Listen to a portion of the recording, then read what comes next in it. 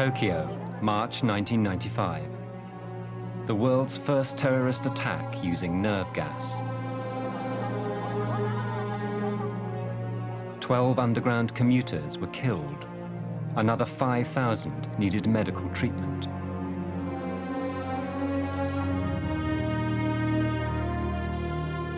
It was a sinister reminder that nerve gas remains a threat to us all. Our towns and cities are soft targets for one of this century's most lethal weapons, invented for the battlefield.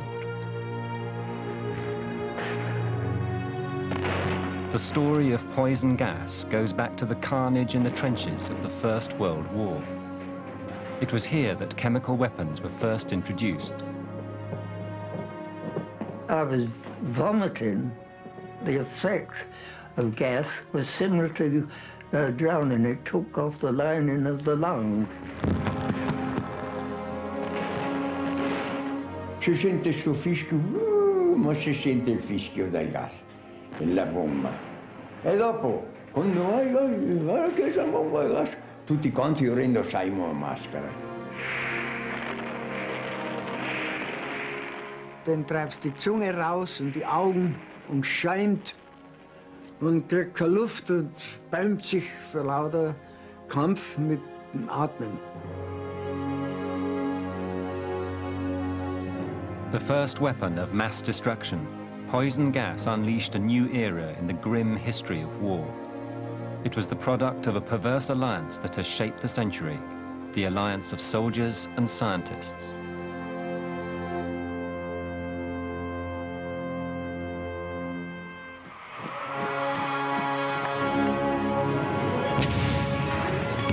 When war broke out in 1914, the German High Command was confident that Britain and France would soon be defeated. It would all be over by Christmas. But by winter, a line of trenches stretched from the Channel to Switzerland. Total stalemate. Neither side could break through.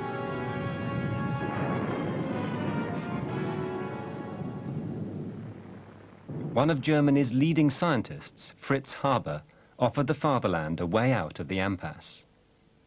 My father was first and foremost a German. I think originally probably science was more important than Germany. But once you come to the First World War period, I think then it became Germany.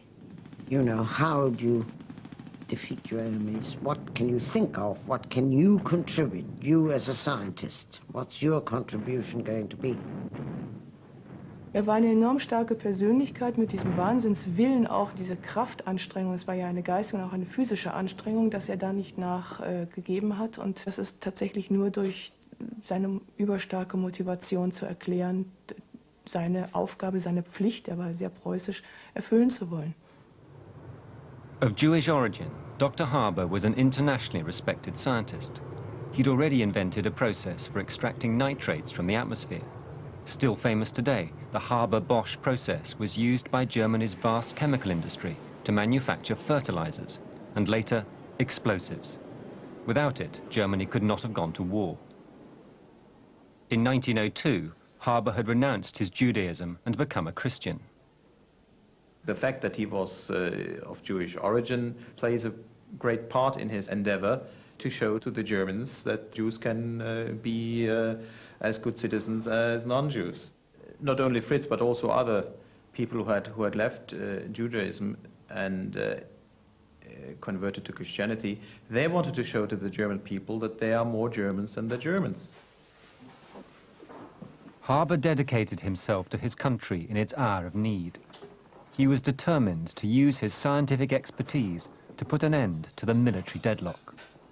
Hatte dann die Idee, das Gas durchdringt die Festungen des Gegners, durchdringt Gräben, geht durch andere Schutzdinge hindurch. Und es war seine Idee, eben diese Fronten auf die Art und Weise aufzubrechen, die ganze Sache wieder in Bewegung zu bringen und den Krieg wieder in Gang zu setzen. He possibly foresaw that it wouldn't be an easy war to win. I think the gas, this seemed an inexpensive way in which you might damage or kill quite a number of enemy troops. Harbour knew that each day the chemical industry produced tons of poison gas as a byproduct.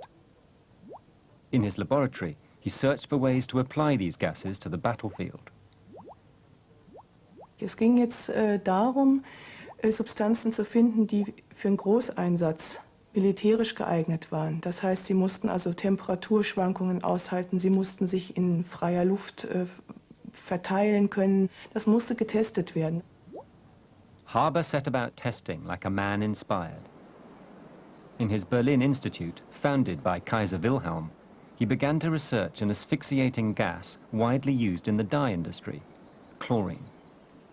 Across the lawn at his home just opposite, he faced bitter opposition from an unexpected source. His wife Clara was also a chemist. She was convinced that science and war were morally incompatible, however noble the cause. For Clara, chemical warfare was a perversion of science. She had rendered her service, her oath on science in 1900 as the first woman to get a PhD in chemistry at the Breslau University. And at that moment, she had sworn to use science only to the benevolence of mankind and not for the destruction of mankind. She, in fact, had very great moral doubts about the gas warfare, and he really didn't pay any attention. He did not believe that either children or wives should interfere too much with his life and his science. Aware of his wife's ethical objections, Harbour sought to keep his work a secret. But one day in December 1914, he could conceal his activities no longer. Herauszufinden war natürlich nicht schwer. Es gab zwar die militärischen Geheimnisse, aber das passierte ja also nebenan. Sie guckte aus dem Fenster und sah das Institut. Dann eines Tages war ein großer Knall, eine ungewöhnliche laute Explosion, und sie fand einen Kreis um jemanden auf dem Boden gebildet, und da war nur noch Haut und Blut und nicht zu erkennen, und nur Clara kniete sich hin und sagte, er lebt, schneidet ihm den Kragen auf, er kriegt keine Luft. There'd been an explosion of poison gas in the lab. The dying man was Clara's great friend and former colleague, a chemist named Otto Secur. Clara had introduced him to her husband. From the moment she watched him die, her dislike of the research grew till it became total hatred. But her husband pressed on regardless. At the end of 1914, Harbour approached the military. He promised them chlorine gas would bring rapid victory. Germany was the only country that could produce it in the vast quantities required. But the High Command was not convinced. Zum ersten Mal in der Karriere solchen Generals kam man mit Wissenschaftlern zusammen, und das war, also man kannte sich einfach nicht, und das war sicher von beiden Seiten auch mit gewisser Skepsis beladen. Es war gar nicht so einfach, dort eine Zusammenarbeit zu finden. The chiefs of staff agreed on the potential of chemical warfare, but it went against their military traditions. Germany had signed the Hague Convention, banning the use of gas in war. This early in the conflict, they held back from breaking an international agreement. They were still clinging on to their chivalrous ideals. Der Offizier, der auf dem Schlachtfeld mit seinem gezogenen Säbel seinen Männern voranschreitet, mir nach, der die Männer in den Kampf führt, ja? Das ist die Vorstellung des ritterlichen Krieges. Aber der Gaskrieg war eine völlig andere Realität. Denn der Offizier bestimmte nicht den Angriff. Der Chemiker musste die Mittel zur Verfügung stellen. On the Army's test site near Cologne, Harbour showed the High Command the murderous power of his new invention. The first field tests happened to be here at this area where we are standing right now. Clara was with him, and since her inner attitude was against these tests, I think that her desperation must have increased from day to day. Harbour the Patriot was unmoved. He showed that if the wind blew in the right direction, gas from the cylinders would blow towards enemy lines, killing or maiming all in its path. The war dragged on. As more and more Germans were caught up, the generals set their scruples aside. Early in 1915, they decided to use Harbour's new weapon. Assigned a military rank, Harbour helped the High Command supervise the gas corps. At Ypres, on April the 22nd, 1915, they opened the valves, releasing a cloud of chlorine 5 feet high. In the easterly breeze, it rolled gently towards the unsuspecting French and Algerian troops.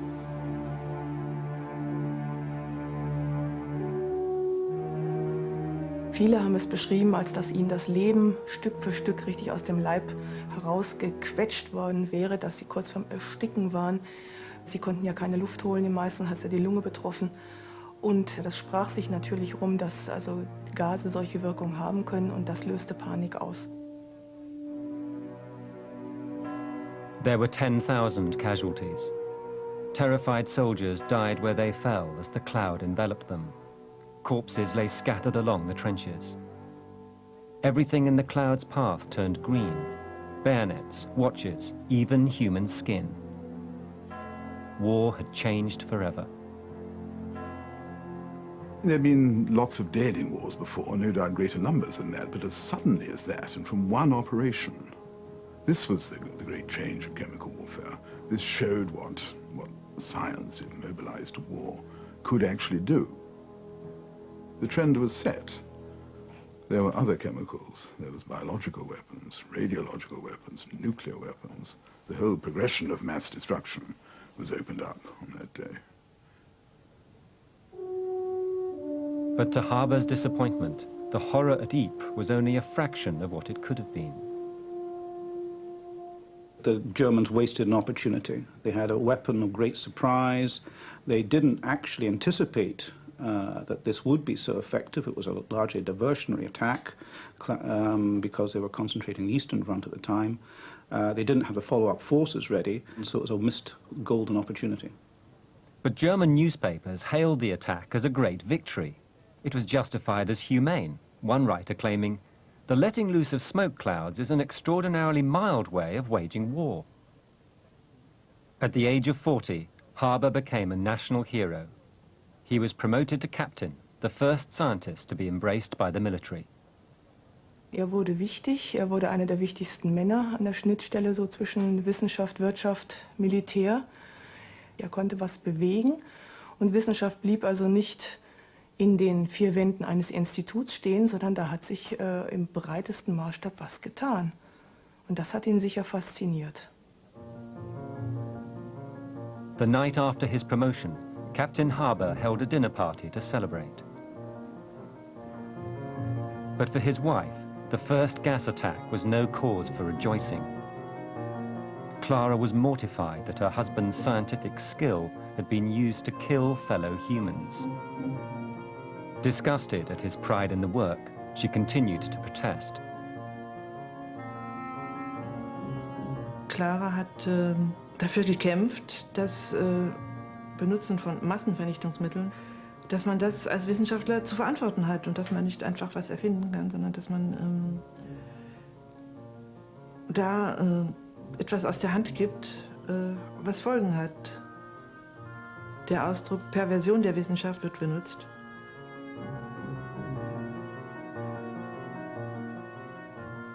She reproached him that he uses science as a means of war, and this is contrary to all humanitarian attitude. But for Fritz, the fatherland, Germany, was of greater importance. He called her a traitor of Germany. That night, they had a furious argument. Clara realized her husband would never change. But she too would not compromise.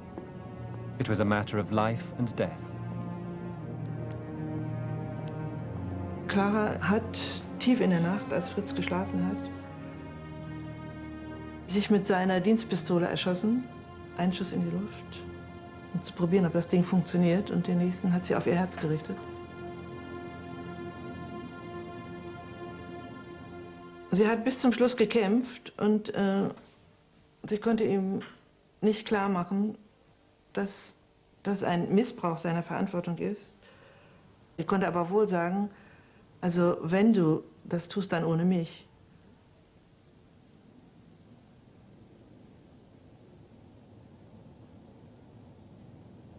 And the tragedy is that the next morning Fritz went to the Eastern Front. He didn't care about the corpse of his wife at all.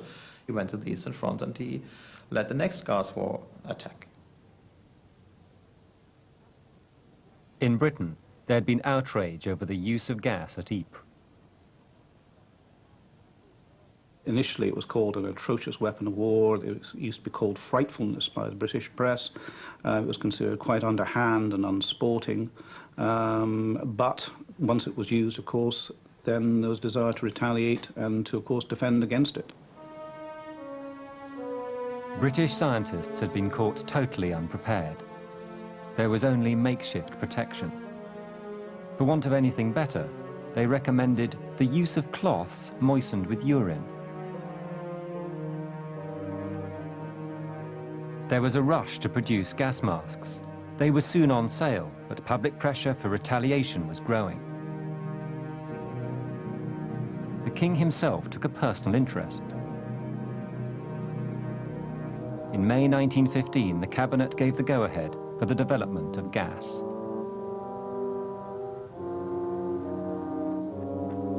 A special gas brigade was set up. The recruits included university professors. Within 5 months, 5,500 cylinders of chlorine gas were moved to the Western Front. At Loos on September the 25th, the British launched their first gas attack. It backfired badly. Halfway through, the wind changed and blew the gas back on the Allies, showing the new weapon's biggest defect.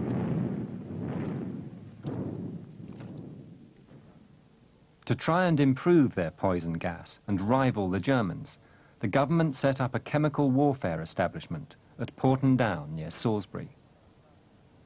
Well, Porton was an experimental field. It was set up very soon after the cabinet had taken the decision to retaliate in kind against the German poison gas warfare. And people descended upon it and started to do experiments with chlorine and all these other things under conditions of vast urgency and stress. Gas was soon being used regularly by both sides. In 1916, 15,000 tons of chlorine were discharged. Gas alerts became routine. But the soldiers' hatred and fear of it never lessened. Breaking all the taboos of war, gas was uniquely sinister. Eine Granate, die explodiert, die sieht man und hört man.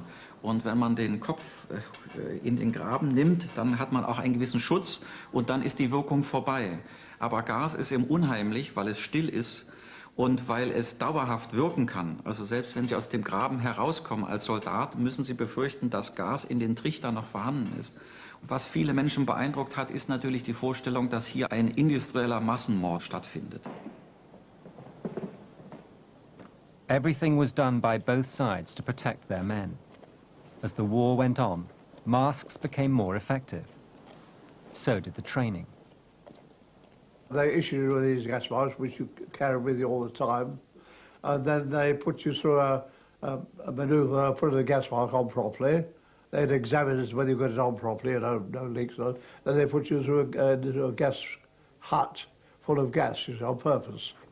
Once you've got past there, then you're passed in gas, and you wore your gas mask all the time. In an early arms race, scientists developed new means of attack to break through improved enemy protection. At Porton Down, they replaced the unwieldy gas cylinders with shells. Das trieb diese Spirale, die sich da in Gang setzte, also unablässig voran. Man versuchte, Gase zu entwickeln, von denen man wusste oder annehmen konnte, dass der Feind sie zunächst mal nicht kennt und eben die gegnerischen Gasmasken durchbrechen wird. Man versucht also, deswegen war es auch so besonders auch wichtig, von gefallenen Soldaten der anderen Seite die Schutzgeräte zu analysieren, erstmal gucken, was können die, was leisten die, was haben denn die schon entwickelt, um darauf die neuen Substanzen abzustellen.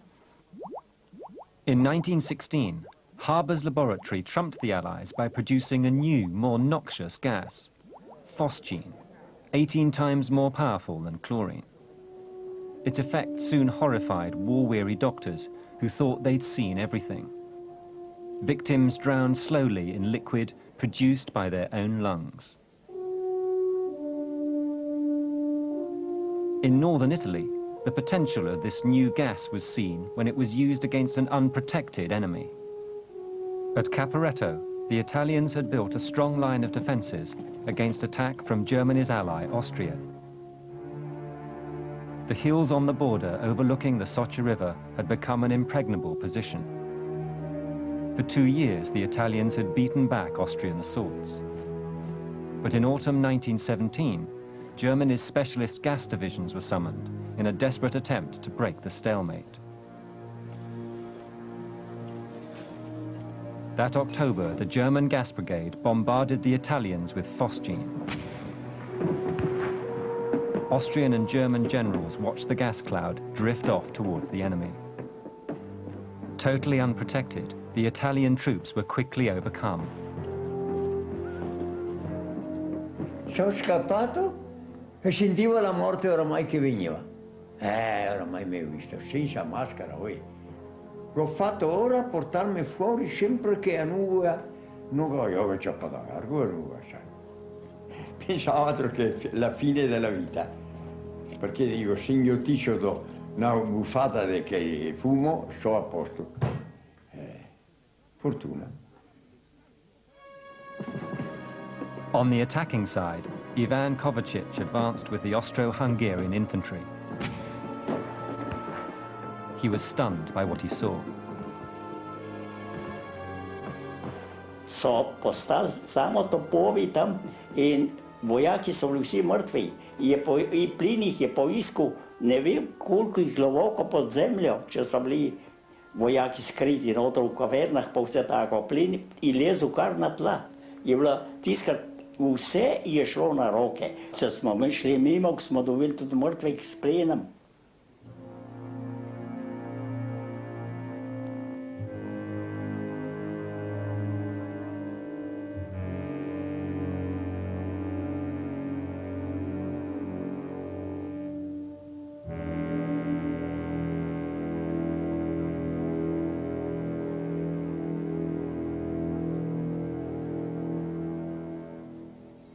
It was the most lethal demonstration so far of the killing power of gas when victims had no protection.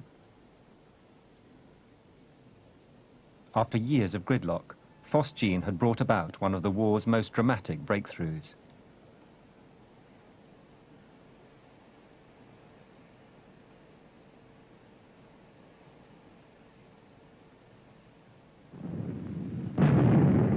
But on the Western Front, protection against chlorine and phosgene soon became so effective that another, more lethal gas was called for. Fritz Haber's institute set to work. His aim was to find a gas that would make gas masks useless by attacking the skin as well as the lungs. He soon came up with a new horror, mustard gas. Lost oder Mustardgas hat man dann also einen neuen Kampfstoff entwickelt, der also sesshaft ist. Der Vorteil war, dass er eben nicht wie die bisher eingesetzten flüchtig war, sondern eben ein sesshafter Kampfstoff, der im Gelände und an der Kleidung haftete, der über die Haut wirkte, und damit war ein Schutz des Gegners unmöglich. The vicious new gas assaulted the lungs and skin of its victims. Patches of skin affected erupted into massive yellow blisters. Haber's new weapon was used as soon as it was ready. From July 1917, mustard gas tore into Allied troops. The mustard gas is worse than chlorine because the mustard gas ate away the body. It'd take the warm parts of the body. That's under the arms and between the legs. It will take the skin off, you see. And they were, I've heard men cry just like children. In the first 3 weeks of its use, mustard gas killed or injured 14,000 Allied men. The first sign of its approach was the stench, a nauseous mix of garlic and mustard. Birds in its path fell from trees. Rats and mice died in their thousands. Allied soldiers were stunned.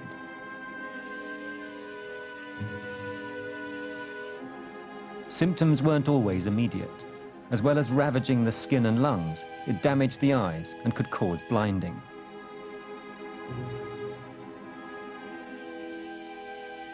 You didn't know your gas until you came out in the daylight.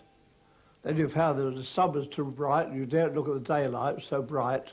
You had to keep your eyes shut and you had to feel your way. Then they took you down to what they call first aid, holding the man's shoulder in front of you, with about 3 miles behind the line. Then they tried to attend to you. They told me if I was lucky, if I gave up wine and women, I might live another 10 years.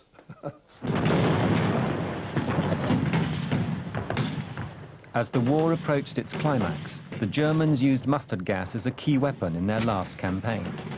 150,000 shells were fired at the Allies. By September 1918, the British had produced their own version. That October on the Belgian front, they unleashed mustard gas on the 16th Bavarian Reserve Infantry. An obscure corporal by the name of Adolf Hitler was among the victims needing medical treatment. He later wrote that it was the horror of being gassed that drove him out of the army and into politics. In November 1918, Germany surrendered. Gas had added to the horrors of war. But far from producing a rapid German victory, it had failed to prevent the fatherland's defeat. Fritz Haber was devastated. A friend described him as 75% dead after his country's humiliation. I do remember going with him to see, I think it's Schiller's Joan of Arc. And he actually cried. I wept copiously, because for some reason or other, that seemed to move him. Mainly, I think, because Joan of Arc, again, there was a figure that tried to defend her country against all the enemies, didn't she? Thanks to gas masks and the vagaries of the wind, the world's first weapon of mass destruction hadn't decided the war. But it had killed over 100,000 men. Over 1 million had been poisoned by it and would bear its marks on their shattered lungs for years. Haber himself continued to proclaim it was a superb terror weapon. Every change of sensation in the nose and mouth, he wrote, nags in the mind. It creates utter confusion, eroding the soldier's inner strength. But others saw gas as the most inhumane weapon of a conflict that had plumbed the depths of man's inhumanity to man. Es war eine wichtige Waffe, weil sie zur Demoralisierung der Soldaten entscheidend beigetragen hat. Also die Millionen Soldaten auf beiden Seiten der Front haben diese Eindrücke vom Gaskrieg mit nach Hause genommen, und das waren eigentlich die schlimmsten Eindrücke des Krieges. Fritz Haber had feared he'd be tried as a war criminal. He need not have worried. In 1919, in honor of his pre-war work on nitrates, he was awarded the Nobel Prize. He continued his quest for new gas weapons, disguising it as research into pest control. Die Chemie liefert uns zu diesem Kampf die schärfsten Waffen, die Giftgase. In den Flaschen ist das Gift noch flüssig, aber beim Versprühen verdampft es schnell. Er hat genauso gewusst, dass die Ergebnisse, die er bei den Testen von Schädlingsbekämpfungsmitteln gewonnen hat, dass man die auch wieder umsetzen kann für militärisch nutzbare Ergebnisse. Und er hat dies nach dem Ersten Weltkrieg auch durchaus getan, indem Formen von Schädlingsbekämpfungsinstitutionen eigentlich genutzt worden sind als getarnte Militärforschungseinrichtungen. Gas! Gas! In the 1920s, Haber developed another toxic gas derived from hydrocyanic acid. A powerful insecticide, in enclosed spaces it could also kill humans with great efficiency. Its name, Zyklon B.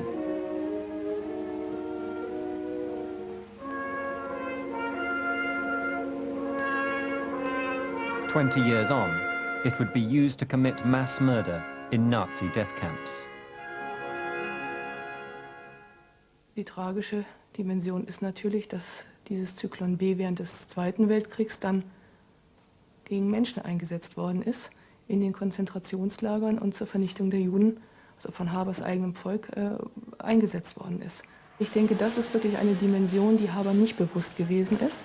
Vielleicht im Jahr 1933 mit der Machtübernahme der Nationalsozialisten ihm bewusst geworden ist, was daraus hat werden können. The new Nazi rulers were convinced gas would be a vital weapon in future warfare. International law had forbidden its use, but Hitler had been deeply impressed by its effectiveness. Nazi leaders ordered secret research. Scientists were urged to help the fatherland. An alle Erfinder, an die Männer der Wissenschaft, denkt nach, laboriert, experimentiert, gebt uns neue Anregungen, neue Erfindungen und neue Möglichkeiten. Und ihr habt Großes für Deutschland getan. But this time, Fritz Haber, who'd created the first real bond between the military and science, wasn't wanted. He had a letter to say that he, Fritz Haber, could stay, but the Jewish collaborators, assistants, would have to go. So Fritz Haber answered this letter and said, in that case, you have my resignation. And that was the end, virtually. He was already a very sick man. I think the coming of the Nazis really more or less fixed him. Rejected by the fatherland he'd served so single-mindedly, Haber left Germany forever. His health collapsed.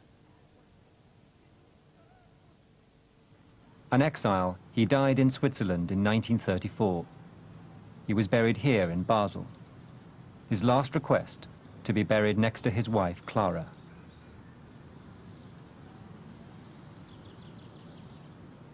Habers Leben hat eine tragische Dimension.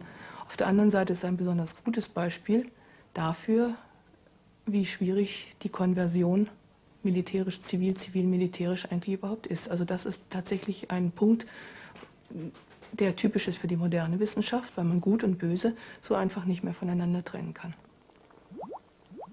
The thin line between good and evil would soon be crossed again in 1936. Another German chemist, Gerhard Schrader, had been working on a new group of pesticides, organophosphates, when he stumbled across a poison with unparalleled power. Man hat gemerkt, was das ist, dass das als Schädlingsbekämpfungsmittel überhaupt nicht in Frage kommt. Es ist viel zu gefährlich und hat gesagt, hier, mit dem wollen wir nichts zu tun haben mit dem Stoff. Das ist eher ein Kampfstoff. Schrader had chanced upon the nerve gas taboon, a gas which shatters the entire nervous system. He experimented on monkeys, making them touch or inhale minute amounts. They immediately had convulsions. They lost all muscular control and died of asphyxiation.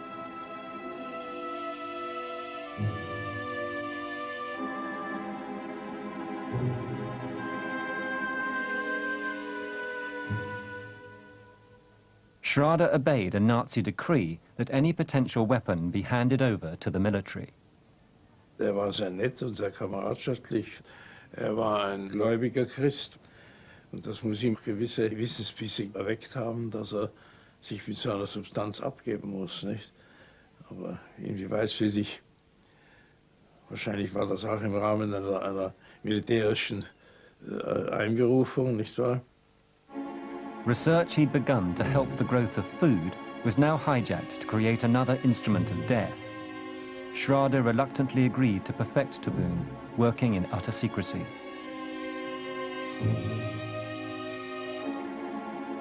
Soon, Hitler was on the verge of getting a new gas, far more powerful than the one that had poisoned him in the trenches.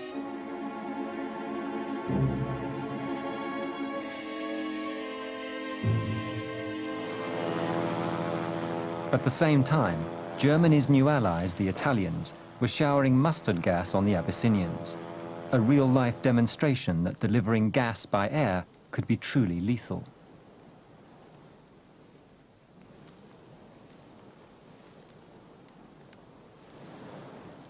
In Britain, reports of the horrifying results led to terror about the nature of any future war.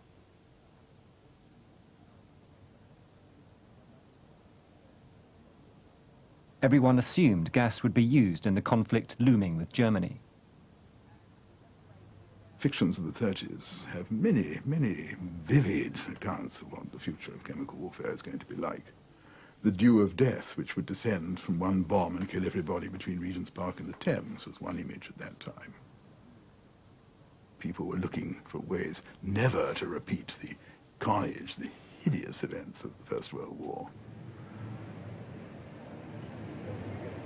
By 1938, governments throughout Europe were starting to prepare their citizens for chemical warfare. In Britain, 30 million gas masks were handed out. To calm the public, newsreels stressed the lighter side of living with gas. Is my mask on straight, dear?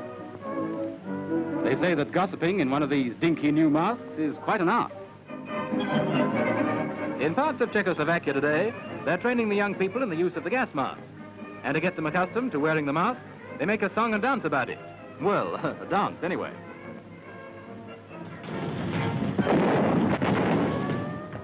Like his predecessors in the First War, Hitler formed a special gas corps, the Nebeltruppe. As Taboon wasn't yet perfected, they practiced using mustard gas, defying the Versailles Treaty to do so.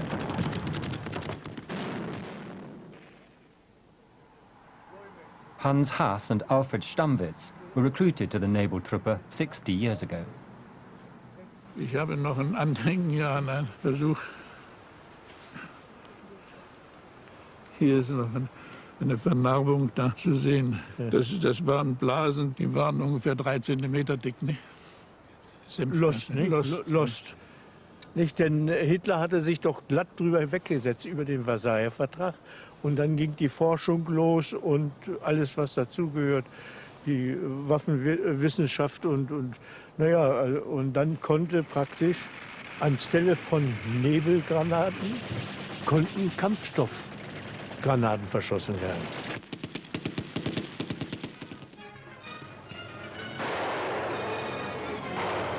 But when World War II broke out in 1939, it turned out to be a very different type of conflict from World War I. It was quite simply far faster. The early German advances and their later retreats were so rapid gas wasn't an option. The Nebeltruppe were never required at the front. Solange wir im Vormarsch waren, hätten wir uns ja selbst geschadet, wenn wir die Gegend vor uns vergiftet hätten. Und als wir nachher zurück mussten und immer weiter zurück mussten, dann war das in einem Tempo, dass es gar nicht mehr möglich war, noch uns genügend durch Aufbau von Kampfstoffsperren zu schützen. Unable to use gas on the battlefield, the Germans still considered dropping it from the air on enemy towns and cities. Facing defeat at the front, and with German cities reeling under Allied air raids, Hitler's staff implored him to go ahead. His Minister of Labour urged, "We have this new poison gas. The Führer must use it. He simply has to." The former World War I corporal had already ensured there were adequate stockpiles. In 1939, he'd ordered the building of a vast nerve gas factory at Dürrenfurt in Silesia. Naturally, it was top secret.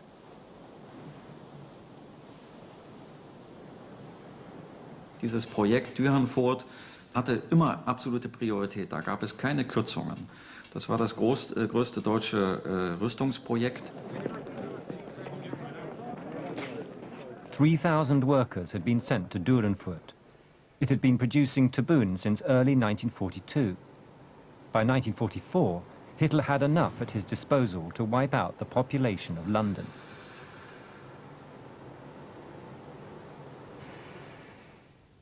The Allies knew nothing about the tabun stockpiles. But from the outset, Churchill had warned Hitler against the use of chemical weapons, openly threatening to retaliate by bombarding German cities with killer gases. Churchill regarded gas as any other weapon. He did not see much point in distinguishing between one form and another. Indeed, he tended to regard that sort of reasoning as sentimental squeamishness. He had seen the carnage of conventional weapons and regarded gas as just another of the rather horrible methods by which of inflicting injury and death on human beings. Fearing retaliation, Hitler never used nerve gas. London was spared. But it soon faced another new threat. Deprived of gas, Hitler ordered the rapid development and use of the flying bomb, the V1. 90mm anti-aircraft guns track the bombs as they carry more than a ton of explosives through the sky at pursuit plane speed. Doodlebug raids began in July 1944. Within a fortnight, there were 6,000 casualties. V2 rocket attacks followed. Churchill called for the use of gas in retaliation. The V1 weapon really was an indiscriminate weapon in the view of Churchill, and therefore perhaps demanded special responses. So the Chiefs of Staff put the Joint Planning Staff onto a study of whether gas should be used in retaliation against the doodlebugs. And in short order, the Joint Planning Staff decided that really, no, it didn't make much sense, which stimulated Churchill to write one of his most famous memoranda on the subject of chemical warfare. If the bombardment of London really became a serious nuisance, I should be prepared to do anything that would hit the enemy in a murderous place. It may be several weeks, or even months, before I shall ask you to drench Germany with poison gas.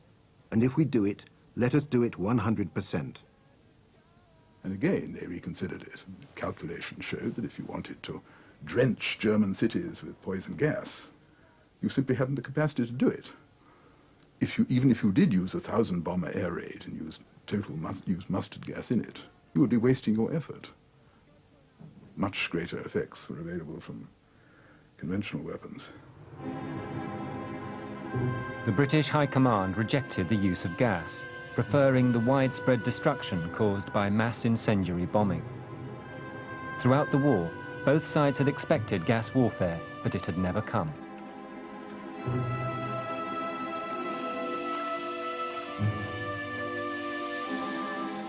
Fear of retaliation had saved the peoples of Europe from chemical bombardment.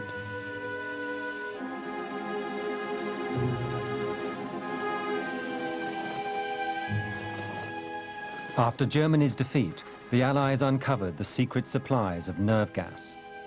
The unused shells from Durenfurt were found stockpiled in their thousands. One was taken to Porton Down for analysis. Many of Germany's leading chemists were arrested. Die Herren wollten genau wissen, das Produkt, nicht wahr? Die Formel, das Verfahren der Herstellung, die Apparatur, wie es ihm gelungen ist, in der Apparatur ein solches Produkt herzustellen, das so verheerende Wirkungen hatte. Und es hat ja keinen Sinn mehr, da jetzt vom Berg zu halten. Das wurde eben genau geschildert, nicht wahr? Ja, und das war eigentlich alles. After the war, Britain loaded 20 old merchant ships with German mustard gas shells. Many dated from the First War. Tens of thousands were consigned to the seabed.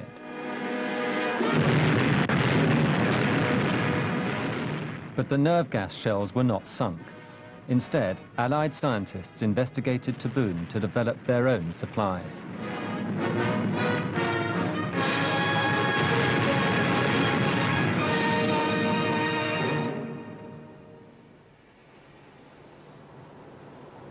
In the Cold War, both the Soviets and the West produced enough nerve gas to kill everyone in the world several times over. But fear of retaliation again ensured they were never used. In 1993, all chemical weapons were outlawed again. Stockpiles were treated and destroyed. It was no great loss for the nuclear powers of the West. Inject the agent. We in Britain obviously don't need nerve gas. We don't need it because we have plenty of other things that can do the military tasks which nerve gas can do. We have conventional weapons of all sorts. We have nuclear weapons. We simply don't need nerve gas. No rich, industrialized, militarized country needs it. There are other things. But in conflicts where the victim can't strike back in kind, mass murder by chemical weapons remains a very real threat.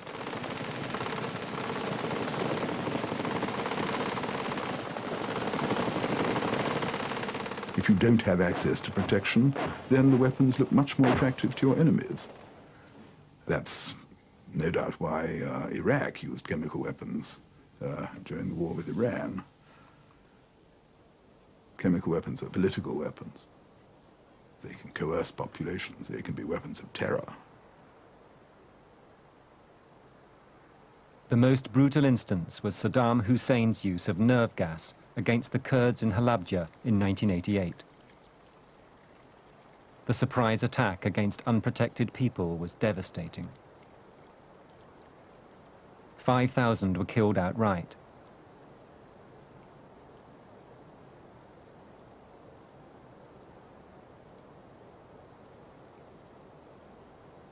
Fritz Haber once said, "A scientist belongs to all mankind in times of peace, but to his country in times of war." But the weapon he devised for the fatherland has become the property of all mankind, with horrific consequences.